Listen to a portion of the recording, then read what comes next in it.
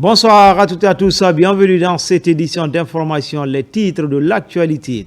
Sur le continent, après la réunion des experts, les travaux de la 40e conférence des ministres de la jeunesse et des sports ont démarré ce vendredi à Rabat, c'est au Maroc. Plusieurs sujets sur l'avenir de la jeunesse du continent étaient à l'ordre du jour. Et puis des panneaux photovoltaïques pour une dizaine de radios rurales de l'arrière-pays, c'est pour améliorer la desserte en électricité, véritable goulot d'étranglement au bon fonctionnement de ces stations de proximité.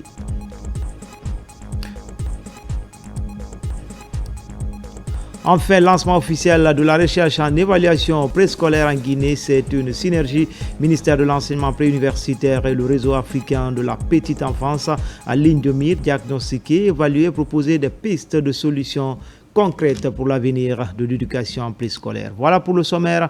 Encore une fois, bonsoir à tous. Tout d'abord, la Guinée va bientôt se doter d'un code de prévoyance sociale en faveur des fonctionnaires. Le document définit les conditions d'accès aux prestations de sécurité sociale de la CNPS à l'initiative du ministère du Travail et de la fonction publique à travers la Direction nationale des lois sociales. Le projet est soumis à l'analyse de 15 experts nationaux en charge des questions de sécurité sociale et des personnes ressources. Mamadi Ternaka Misoko, Moussa Namina Keita. Les résultats attendus à l'issue de ces travaux auront un impact social significatif dans la vie des fonctionnaires guinéens. Réunis en comité ad hoc, ils sont 15 experts nationaux en charge des questions de sécurité sociale et d'autres personnes ressources à jeter un dernier regard sur le projet de code de prévoyance sociale de la République de Guinée. C'est le couronnement d'un long processus conduit par la Direction nationale du travail et des lois sociales. Sur instruction de Monsieur le ministre du Travail et de la fonction publique, nous avons élaboré un projet de code de prévoyance sociale applicable aux agents de l'État. Donc ce projet a fait l'objet de beaucoup d'interventions avec toutes les parties prenantes, dont les départements sectoriels, les partenaires sociaux, à savoir le patronat et les syndicats. Donc à l'issue de ces différents travaux, Monsieur le ministre a bien voulu qu'on mette en place un comité ad hoc pour examiner ce projet afin de valider techniquement. Donc nous sommes là aujourd'hui pour cette validation technique. Ces assises constituent la dernière étape avant la transmission du document à l'organe législatif. Son adoption permettra au pays de disposer d'un document qui définit les conditions d'accès aux prestations de sécurité sociale de la Caisse nationale de prévoyance sociale. Ce texte donc va désigner toutes les personnes qui vont appartenir au champ d'application personnel de la Caisse nationale de prévoyance sociale. Il va définir toutes les prestations que la Caisse nationale de prévoyance va servir, ainsi que les conditions d'accès aux droits à prestations sociales. C'est-à-dire comment les fonctionnaires vont accéder aux prestations de pension de retraite, comment ils vont accéder aux prestations de famille, comment ils vont accéder aux prestations de risque familial. Déjà sur le terrain, les travailleurs et leurs ayants droit bénéficient d'une prise en charge médicale à hauteur de 80%. Raison pour laquelle au ministère du Travail et de la fonction publique, on attache du prix à l'avis de ces experts sur le document qui vise à doter le pays d'un système de protection sociale moderne, solidaire et inclusif.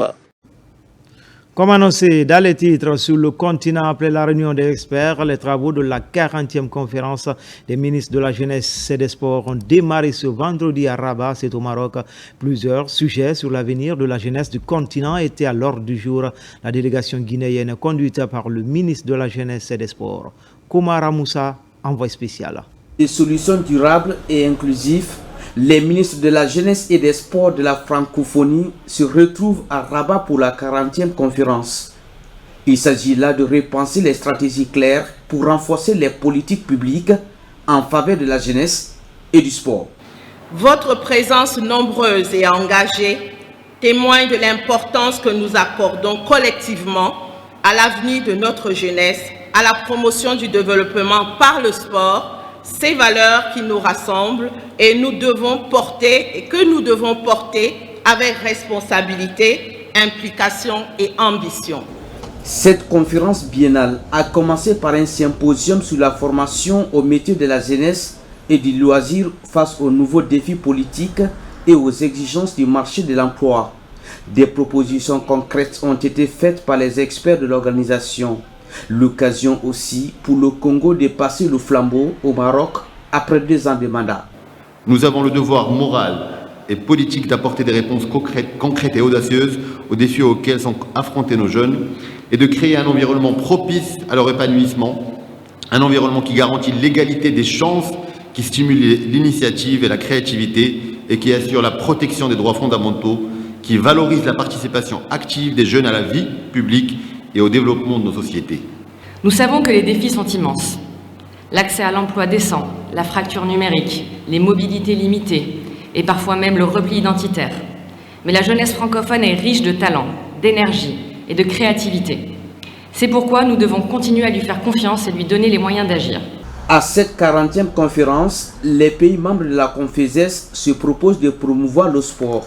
L'occasion unique pour le ministre guinéen de la Jeunesse et des Sports de nouer des contacts avec ses homologues afin de relancer l'Institut national de la jeunesse et des sports agonisé. Notre présence a permis non seulement de discuter avec les institutions spécialisées, et nous avons discuté avec la Fédération internationale de l'éducation physique ici, et nous pensons pouvoir relancer la coopération de cette école.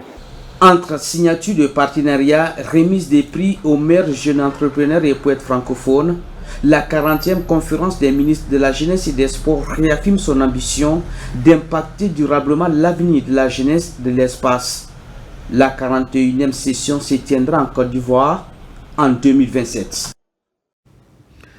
À présent, je vous présente une Guinéenne établie aux États-Unis, un modèle de réussite pour son équipe spécialisée dans les tresses africaines qui, au-delà de cette activité, fait connaître la Guinée, son pays, une destination de plus en plus valorisée par les autorités, mais aussi par sa diaspora, comme le montre ce récit de notre reporter Saint-Martin Fancinadouno. Nous sommes à Long Island, à 1 heure de New York. Ici, une jeune dame s'est fait appeler Guinée en raison de son engagement à promouvoir le branding national par la tresse africaine, avec les mains dans les cheveux, le cœur orienté vers son pays qu'elle a quitté il y a plus de 10 ans. Au-delà de la coiffure, du plaisir que nous trouvons à vous rendre beau et belle, notre ambition dès le début était de mettre en lumière le talent africain, notamment guinéen en matière de tresse. Et sur ce projet, le groupe a bien évolué. À son actif, 2 salons ouverts en 1 an enregistrent une 50aine de tresseuses, majoritairement guinéennes. Bon, ça m'apporte vraiment beaucoup plus dans ma vie de tous les jours. Ça m'aide à subvenir plus à mes besoins, à celui de mon enfant et de ma famille. C'est l'avis le mieux partagé par l'ensemble des membres de cette équipe, encouragé par les autorités diplomatiques de Guinée aux États-Unis. À saluer l'esprit d'initiative, le courage et l'engagement de Mme Mariam Diallo qui illustre parfaitement le dynamisme et le talent de notre jeunesse à l'étranger. À travers ce salon, celles qui travaillent, dont 30 Guinéennes, vont pouvoir aider la famille au pays, c'est important. Ici, Mariam reste une source d'inspiration pour les membres de son équipe, un modèle de réussite qui fait de plus en plus connaître le branding national à sa manière. La résolution 1325 paix, femmes et sécurité des Nations Unies en débat à région forestière, plus précisément à Zérékouré. Elle a réuni dans les locaux du gouvernorat de la région, leaders communautaires et communicateurs traditionnels et modernes adoptés en 2000. Cette résolution met un accent particulier sur le rôle des femmes dans la préservation, la résolution des conflits et la consolidation de la paix. Mohamed Saloupaï, Mohamed Lamine Diallo. Ce conclave regroupe les leaders communautaires et communicateurs traditionnels et modernes autour de la résolution 1325 des Nations Unies adoptée en octobre 2000. Organisée par le ministère de la Promotion féminine, de l'enfance et des personnes vulnérables, la session a débattu des thèmes sur les instruments et conventions juridiques internationaux et régionaux relatifs à la protection et à la promotion des droits des femmes. Les questions des droits des femmes font face à un blocus dû à la pesanteur des normes sociales, à l'influence des coutumes et des traditions. Pour endiguer cette situation, le ministère a jugé nécessaire de faire appel aux compétences des communicateurs traditionnels et de leaders communautaires. Renforcer les capacités des communicateurs traditionnels et des leaders communautaires sur cette résolution afin qu'elle puisse aller auprès des communautés pour informer les communautés, mais aussi les éduquer sur la base du contenu de cette résolution et pour qu'il y ait moins de problèmes dans nos communautés. L'objectif de cette formation est de renforcer les capacités de ces participants afin qu'ils puissent devenir de véritables relais dans la sensibilisation et la mise en œuvre de ces textes juridiques dans leurs communautés respectives. Cette lutte ne peut être menée à bien sans l'engagement collectif de tous les acteurs et particulièrement le concours déterminant de vous, les communicateurs traditionnels. Je m'engage à pouvoir sensibiliser non seulement ma communauté, ma famille. Je vais d'abord commencer dans ma famille, dans ma communauté, mais aussi dans la ville où je suis venu, pour que tout le monde puisse être sensibilisé dans ce processus. Financée par l'UNICEF et le Fonds de consolidation de la paix, PBF, cette formation s'articule autour de l'implication de tous les acteurs sociaux dans la lutte contre les discriminations basées sur le genre et la promotion d'une société plus inclusive et équitable. Et puis dans l'actualité encore, des panneaux photovoltaïques pour une dizaine de radios rurales de l'arrière-pays. C'est pour améliorer la desserte en électricité, véritable goulot d'étranglement, bon fonctionnement de ces stations de proximité. Certains premiers lots et de belles perspectives sont annoncés pour les 38 stations. C'est une action du ministère de l'Information et de la Communication et la direction de la radio rurale de Guinée. Mariam Kamara. Ils étaient attendus pour le bon fonctionnement des stations des radios rurales. Désormais, c'est chose faite. Un premier lot de panneaux photovoltaïques vient d'être livré par le ministère de l'Information et de la Communication. Ces appareils viennent assurer la permanence de l'information au niveau rural. Ça, c'est une commande qui a fait plus de 3 ans. Il a fallu l'arrivée de Monsieur le ministre avec tout son dynamisme et tout pour qu'on puisse aujourd'hui procéder à la remise de ces panneaux voltaïques. Comme vous le savez, aujourd'hui, le ministre se bat pour qu'on puisse doter ces radios rurales-là de panneaux photovoltaïques. La vision de Monsieur le ministre, c'est de pouvoir doter toute la Guinée de radios rurales afin que l'information de proximité puisse se développer à l'intérieur du pays. Destinés à 10 des radios rurales du pays, ces panneaux mettent fin aux récurrents problèmes de manque d'énergie. Pour la Direction nationale des radios rurales, c'est une autre étape de franchie dans la mission d'information des populations à la base. Vous savez, après le diagnostic opérationnel de toutes les stations de radio rurales, on a constaté que le premier problème, d'ailleurs le problème le plus criard des radios rurales, c'est le manque d'énergie. Et c'est ce qu'on est en train de résoudre définitivement grâce à l'implication personnelle de M. le ministre de l'Information et de la Communication et l'ensemble de son équipe. Nous voici aujourd'hui avec un camion rempli d'équipements photovoltaïques qui va régler le problème d'énergie dans 10 de nos stations à l'intérieur du pays. Le ministère de l'Information, dans sa quête d'assurer l'information à tous, s'est lancé depuis un certain temps dans la réhabilitation et l'équipement des différents sites de diffusion. D'autres engins sont attendus très prochainement. Lancement officiel de la recherche en évaluation préscolaire en Guinée, c'est une synergie du ministère de l'Enseignement préuniversitaire et le réseau africain de la petite enfance à ligne de mire, diagnostiquer, analyser, proposer des solutions concrètes pour renforcer le système préscolaire dans notre pays. Yene Yansane, Abdul Khalifa Kita. En Guinée, le préscolaire reste encore sous-évalué, sous-financé et insuffisamment intégré dans les politiques publiques prioritaires. C'est pour inverser cette tendance que ce programme de recherche en évaluation préscolaire est initié dans notre pays. Aujourd'hui, avec seulement 35% des enfants guinéens ayant accès à un enseignement préscolaire de qualité, nous devons collectivement agir pour corriger ces disparités. Les résultats de cette étude contribueront pour l'État, les partenaires, la société civile à éclairer l'élaboration des politiques éducatives équitables, durables et axées sur les preuves. À travers cette initiative, le réseau africain de la petite enfance entend diagnostiquer, analyser et proposer des solutions concrètes pour renforcer notre système préscolaire.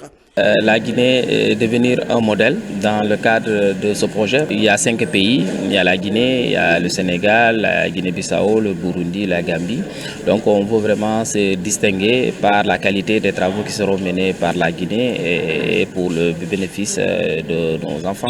Le ministre de l'enseignement préuniversitaire, M. Jean-Paul Sedi, a toujours prôné, si vous voulez, la normalisation des choses. C'est-à-dire que chaque acteur à son niveau, qu'il soit directeur, qu'il soit enseignant, qu'il soit chef d'établissement, qu'il soit simple agent technique, de jouer correctement son rôle. Les résultats de cette étude contribueront pour l'État, les partenaires et la société civile à éclairer l'élaboration de politiques éducatives équitables, durables et axées sur les preuves.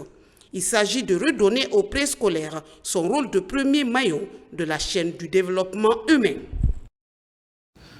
Transparence dans les industries minières. ITIE Guinée vient d'approuver son budget triennal 2025-2027.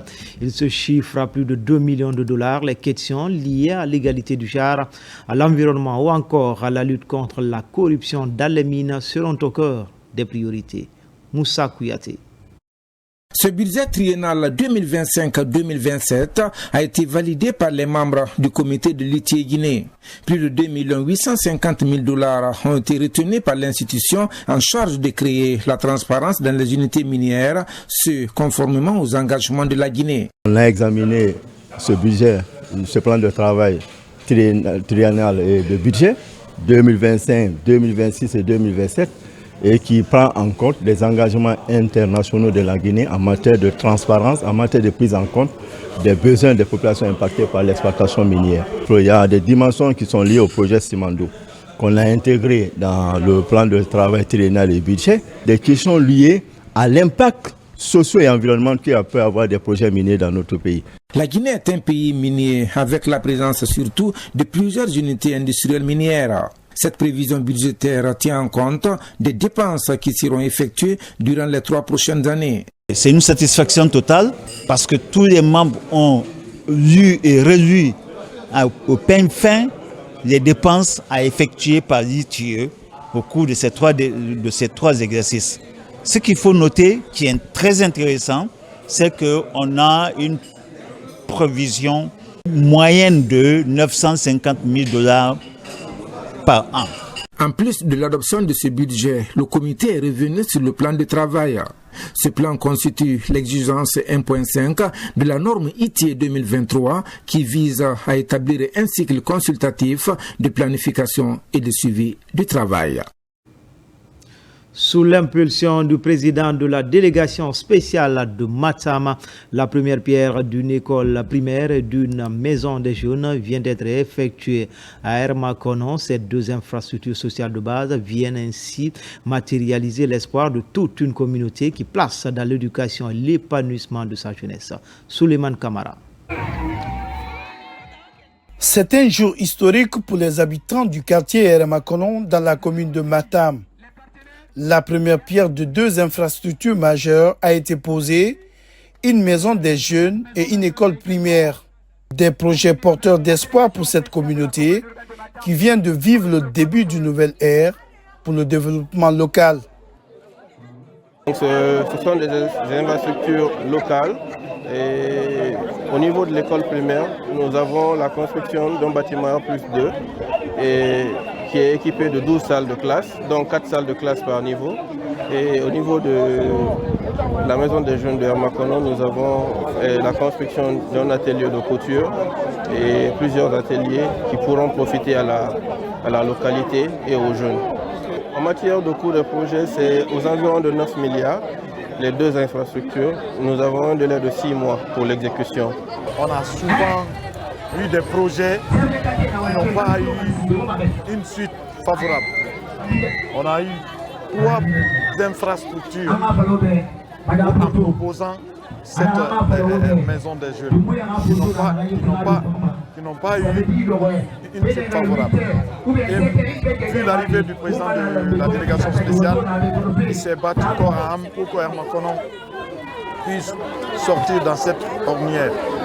Et pour cette raison, on a bénéficié de cette infrastructure. Avec un délai de 6 mois prévu pour la construction, Les attentes sont grandes. Les autorités promettent un suivi rigoureux pour respecter, voire accélérer le calendrier des travaux. Quand l'État nous a dit d'extraire notre PAI de 2024, nous sommes allés voir dedans et dans les tris, on a trouvé que les projets urgents à faire maintenant, c'était ceux qu'on a choisis. Nous venons aujourd'hui faire la pose de la première pierre des 2 infrastructures retenues au niveau de Hermakono, notamment là où nous sommes, la maison des jeunes de Hermakono et l'école primaire de Hermakono. C'est dans ce cadre qu'on se retrouve ici cet après-midi, venir donner le ton. On a trouvé une population très mobilisée, très contente des réalisations prévues ici. Nous espérons que nous serons dans le temps et nous reviendrons ici après 6 mois pour dire voilà les clés que c'est utilisable pour les communautés d'ici. Et nous avons profité de dire merci au président de la République, général Mamadi Doumbia, au ministre de l'administration territoire, à la gouverneure de la ville de Conakry pour leur soutien. Et le processus est très long. On passe par le diagnostic, on passe par le choix. Le choix se fait devant tout le monde. Donc le processus est très long. Il n'est pas choisi par affinité. Non, ce n'est pas choisi par affinité. C'est choisi par compétence, c'est choisi sur la base d'un diagnostic. Et tout à l'heure, le président de la délégation a parlé de PDL. Le PDL, c'est quoi? C'est un document qui contient toutes les préoccupations liées au développement de la commune.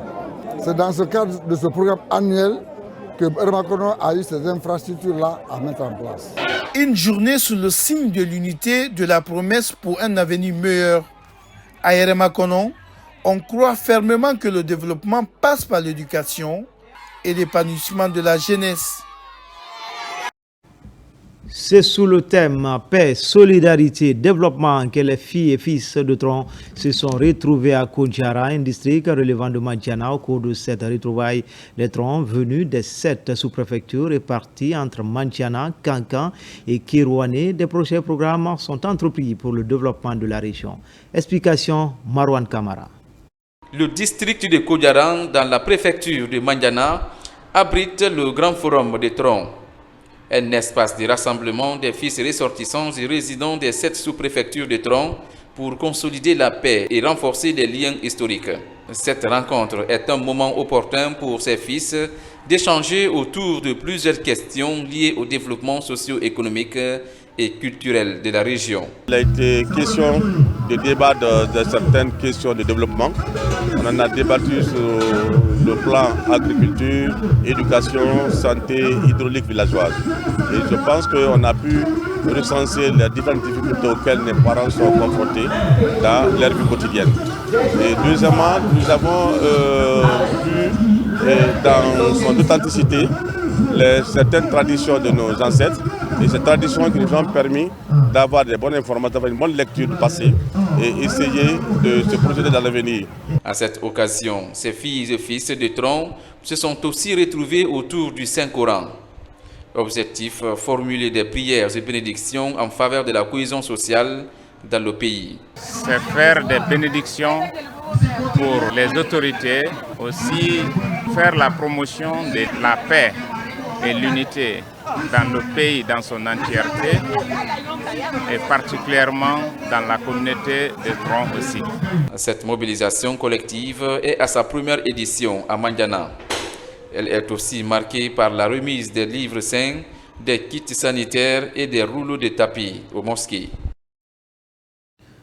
Restons toujours dans la région. Journée des infirmières et infirmiers sur le 12 mai de chaque année. La célébration est mondiale. À Kankan également, les professionnels se mobilisent. Objectif, sensibiliser le grand public sur le rôle des infirmiers et infirmières. En plus, saluer leurs efforts dans la région dans le domaine de la santé. Fodi Bangali Fofana. Ils sont infirmiers et infirmières réunis avec des autorités administratives, cadres du système de santé à tous les niveaux ici à Kankan pour honorer le rôle prépondérant que jouent ces agents au sein du système de santé de notre pays. Le 12 mai de chaque année est célébrée Journée internationale des infirmiers et infirmières. Une journée symbolique, mais combien essentielle pour rendre hommage à ceux et celles qui, chaque jour, prennent soin des autres avec compétence, humilité et dévouement. Ces dernières années ont mis en lumière, de manière éclatante, le rôle indispensable qu'ils jouent. Je vous exhorte, en ces jours de célébration, à ne jamais oublier l'essence de notre mission, qui peut se résumer en 3 verbes simples et puissants. Promouvoir la santé, prévenir la maladie, soulager la souffrance et restaurer la santé. Soyons modestes, humbles, serviteurs de la vie humaine en toutes circonstances et en tout lieu. Restons fidèles à l'éthique et à la déontologie qui fondent notre métier. Inscrivons notre action dans l'esprit de refondation de l'État prôné par le CNRD en œuvrant à restaurer la confiance entre le personnel soignant et la population que nous avons juré de servir. Le gouvernement guinéen, à travers le ministère de la Santé et de l'Hygiène publique, multiplie les efforts pour améliorer leurs conditions de travail, renforcer leurs capacités et reconnaître la valeur de leur métier. L'inspection régionale de la santé de Kankan s'inscrit pleinement dans cette dynamique, œuvrant pour une meilleure gouvernance, un meilleur suivi et un dialogue continu avec les professionnels de santé qu'ils sont. Au nom de l'inspection de la santé, je réitère notre engagement à soutenir toutes les initiatives en faveur du développement professionnel des infirmiers, formation continue, promotion interne, équité dans les affectations, reconnaissance au mérite et dialogue social constructif. Chers infirmiers et infirmières, en ce jour qui vous est dédié, recevez toute ma reconnaissance, notre respect et notre gratitude. Continuez à être des gardiens de la santé, les bâtisseurs de confiance, les porteurs d'espoir. En ce jour qui vous est dédié, je vous adresse au nom des autorités régionales toutes nos félicitations et nos remerciements pour votre engagement. Continuez à être des modèles de dévouement, des artisans de la santé et des bâtisseurs d'espoir. Bonne fête à tous. Selon les professionnels de santé, investir dans le corps infirmier, c'est investir dans la santé, dans l'économie et dans la stabilité de notre société. C'était tout pour ce 13h. Les infos reviennent à 17h et à 19h dans Guinée Actu. L'actualité se poursuit également sur le www.rtgguinée.info. À tout à l'heure, Inch'Allah.